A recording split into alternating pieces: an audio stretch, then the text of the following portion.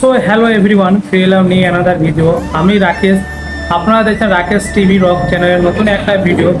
আজ ডিসকাস করব আমরা কলকাতা টু দীঘা, কলকাতা থেকে দীঘা কীভাবে যাবেন এবং কোন হোটেলে থাকবেন, কত টাকা ভাড়া এবং কলকাতা ট্রেনের ভাড়া কত নম্বর প্ল্যাটফর্মে ট্রেন থামবে, কীভাবে যাবেন, সব থাকছে কিন্তু এই ভিডিওতে।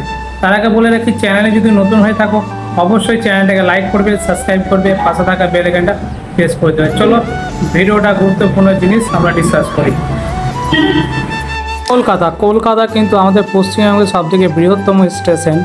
আর এই স্টেশন থেকে, কলকাতা স্টেশন থেকে সব প্রান্তে ট্রেন প্রায় পাওয়া যায়। তাই কলকাতা স্টেশন থেকে দীঘা যাওয়ার জন্য কত নম্বর প্ল্যাটফর্মে ট্রেন থামবে সেটা তোমাদেরকে বলি। যেই ট্রেনটা হাওড়া থেকে ছাড়বে সেই ট্রেনের নাম্বার হচ্ছে 1285-7, সকাল 6:45 AM হাওড়া থেকে ছেড়ে সকাল 10টা AM আপনার দীঘাতে পৌঁছে যাবে। আপনারা তো হাওড়া স্টেশনে পৌঁছেও গেছেন এবং টিকিটও কেটে নিয়েছেন। এবার চিন্তা করছেন আমরা যাব কোন প্ল্যাটফর্মে, কত নম্বর বা প্ল্যাটফর্মে গাড়ি লেগে থাকবে। তো আপনাদেরকে বলে দিই কত নম্বর প্ল্যাটফর্মটায় ট্রেনটা আপনাদের লেগে থাকবে। কত চিন্তা করার কি আছে, আমি তো আছি, আপনাদের বলে দেবো। আপনাদের প্ল্যাটফর্ম নাম্বার 19, 6:45 ট্রেনটা প্রতিদিনই লেগে থাকে। কলকাতা থেকে দীঘা আসার জন্য ট্রেনের টাইম প্রায় 3 ঘন্টা 20 মিনিট লাগবে। 3 ঘন্টা 20 মিনিট কীভাবে যে কেটে যাবে আপনারা বুঝতেই পারবেন না। ফাইনালি পৌঁছে যাবেন দীঘা স্টেশনে। এই হচ্ছে দীঘার স্টেশনের মেন পয়েন্ট। দীঘা তো চলে এসছেন, এবার আপনি থাকবেন কোথায়, স্টে করবেন কোথায় এবং হোটেলের রুম ভাড়ায় বা কত চিন্তা করে লাভ নেই। আমি তো আছি, আপনাদের কোন হোটেলে যাবেন, কত টাকা ভাড়া, কখন চেক আউট, সবই বলে দেবো আপনাদের। হোটেলের নাম হচ্ছে রত্নদ্বীপ।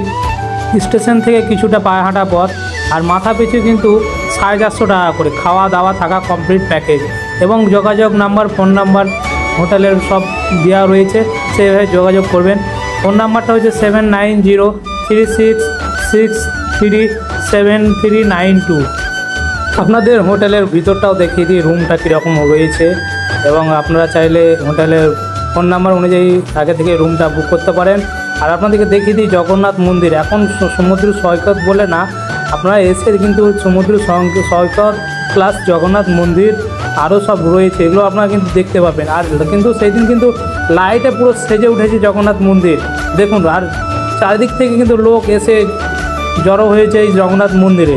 টাকার বিনিময়ে আপনারা পেয়েছেন ভাত, ডাল, মাছ, ডিম, আর এমনকি ছোট্ট একটা বিরিয়ানিও রয়েছে, তার সঙ্গে রুটিও রয়েছে, চাটনি রয়েছে, পাঁপড় রয়েছে, এই 450 টাকার বিনিময়ে। দীঘা আসার পর আপনার রত্নদ্বীপে স্টে করার পর আপনারা শুধু চাইবেন থাকবো আর খাবো, তো তা করলে তো হবে না। আপনারা এসছেন ঘুরতে, তো ঘোরার জায়গা কি রয়েছে আপনাদের সঙ্গে ডিসকাস করবো বলেছি ভিডিওতে। তাই আপনাদেরকে কটা লিস্ট দিয়ে দিচ্ছি, প্রায় 1, 2, 3, 4, প্রায় 5-6টা লিস্ট আছে, সেগুলো আপনাদের একটু পড়ে শোনাবো। আপনার যেটা দেখার জন্য আমরা ছুটে আসি সেটা হচ্ছে দীঘার সমুদ্র সৈকত। দীঘার প্রধান আকর্ষণই হলো সমুদ্র সৈকত, যেখানে ঢেউ বালুকা ভূমিতে আছড়ে পড়তে দেখা যায়। তারপর দ্বিতীয় নম্বর হচ্ছে অমরাবতী পার্ক। আর দীঘার যুব আবাসনের পাশে অবস্থিত এই পার্কের লোকের সাথে একটি ছোট পার্ক ও সর্প উদ্যান আছে। আর একটা রয়েছে দীঘা বিজ্ঞান কেন্দ্র। এখানে মজাদার এবং জীবন বিজ্ঞান এবং প্রতিফলন গ্যালারি, 3D থিয়েটার ও আলো, বিভিন্ন শব্দ জুড়ে পার্ক, জাতীয় বিজ্ঞান শিবির, অনেক কিছু রয়েছে। যেমন রয়েছে শঙ্কুরপুর সংকেত, দীঘা মোহনা, নবদীঘা সংকেত, দীঘা ও গেট মন্দারমণি ইত্যাদি রয়েছে। আপনারা যান, ঘুরে আসেন, ভালো লাগবে। আর তো ভিউয়ার্স, এই ভিডিওটা দেখে যদি আপনাদের কিছুটা উপকার হয় তো আপনার মূল্যবান সময় অনুযায়ী ছোট্ট একটা কমেন্ট করে আমাকে জানাবেন, তাহলে আমার ভিডিও করতে অনুপ্রেরিত হব। তো ততদিন তোমরা সুস্থ থাকবে, ভালো থাকবে। ফিরছি আবার নেক্সট ভিডিওতে। Tata, bye bye.